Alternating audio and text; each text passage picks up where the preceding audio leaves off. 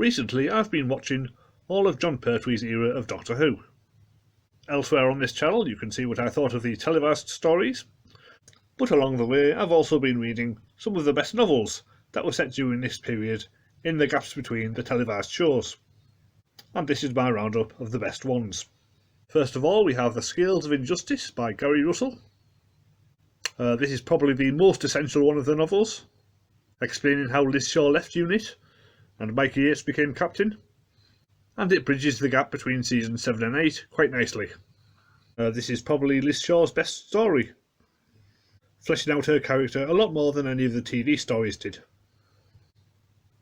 She spends most of the book apart from the Doctor, but their final scene does make for a satisfying conclusion to their relationship, while also acknowledging that they never really had time to actually become friends. The Silurians are the aliens here, and once again the Doctor spends most of the time trying to stop them from making war on the humans. Being a novel does allow their characters to develop, and they do come across as a lot more varied and three-dimensional than the ones on screen. UNIT are also developed further, with the author using characters from multiple TV stories to populate the narrative and make the organisation feel more like a family. We also get quite a lot of information about the Brigadier's private life. If anything, there's probably too much detail, as the book spends several pages talking about his neighbours.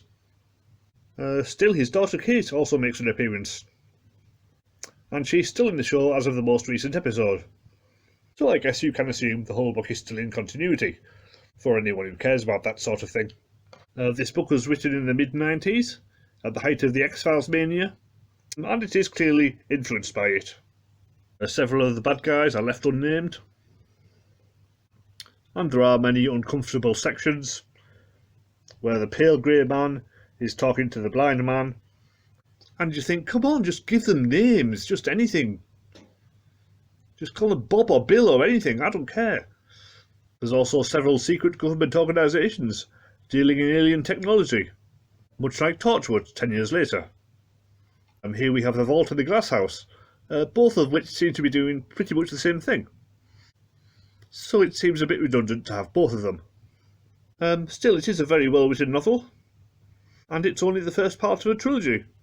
There's plenty of loose ends left over with all the bad guys escaping, so I look forward to reading the sequels when I get to them in the 6th Doctor era. Hopefully they will have been reprinted by then. Next up we have Harvest of Time by Alastair Reynolds. Reynolds is a proper established science fiction author, and this is from a time when they were getting people like Michael Moorcock and Stephen Baxter to write Doctor Who novels, which sadly did not last. There aren't as many Spanish references in this one. It's more of a big action blockbuster. It feels as if they made a big budget Doctor Who movie in 1972 and this is the novelisation. So there's plenty of big action set pieces throughout, with lots of scenes on an oil rig and a power station, as well as an alien spaceship and finally an alien planet. It's hard to imagine them doing any of that on a BBC budget, except perhaps the power station. The aliens here are the Sild, a particularly nasty body-snatching parasite, which could have caused nightmares if they'd been portrayed on screen, and they come across pretty creepy in print. But we also get the Proxilians, a more friendly race of aliens, who look like talking caterpillars with red and white stripes, and I'm really not sure they could pull that off even in the modern series. The human characters don't come off quite as well. Jo Grant feels strangely out of character, and it doesn't help that she's separated from the Doctor for most of the book. The Doctor himself is generally fine, perhaps not as abrasive as usual, but he is certainly described as rubbing the back of his neck a lot, which Pertwee did all the time. But really the best character here is the Master, who goes through a lot and is arguably the emotional centre of the book, which is a very odd state of affairs, but somehow it works. Overall, it's an enjoyable read, with the frantic pace of an airport thriller, but not much depth to the plot. There are a few twists, but they're fairly easy to guess in advance, but for a light read, it's perfectly decent. Finally, we have Last of the Gaderene by Mark Gatiss, which is different again. Mark Gatiss is another long-term Doctor Who fan, as well as being an accomplished writer and actor in his own right. And in the introduction he admits to nostalgic memories of watching the Pertwee era on TV in the 1970s. And this book is a pretty good recreation of that period. The regulars are all portrayed faithfully, And if all you want is just another jolly adventure with them all, then this is what you get. For most of the novel, there's very little in the way of threat. The alien plot just bubbles away in the background, with minor characters being picked off and replaced, without the knowledge of the regulars. So it's all very slow burning. The action only really kicks off in the last quarter, and it does make for a satisfying ending, with the Doctor flying a Spitfire, which Jon Pertwee would have absolutely loved, and a giant worm monster straight out of Dune, which the effects department might have struggled to pull off. The aliens are nothing special, just another group of body snatchers, but not nearly as creepy as the ones in Harvest of Time. Their leader, Bliss, is constantly referred to as Fat, which feels a bit dated and like something out of a Roald Dahl book. And the Master makes a surprise appearance towards the end, which I guess gives you one final encounter between the Third Doctor and this Master.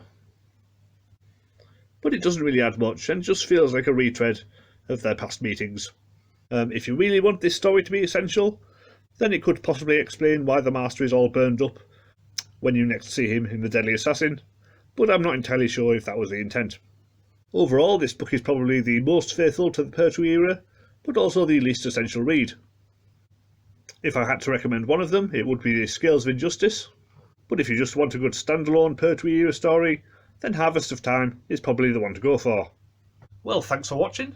There'll be a lot more Doctor Who reviews soon on this channel, starting with the first of the Once and Future audio stories from Big Finish, and coming up I'll be reviewing the final season of Jon Pertwee's era, assuming I can get through the Master of Peladon without falling asleep. After that I'll be going straight into the Tom Baker era, reviewing all of his stories, as well as some of the books, and also a few of the annuals from that period as well. So plenty to look forward to. If you like the sound of that, then please subscribe, and I'll see you next time.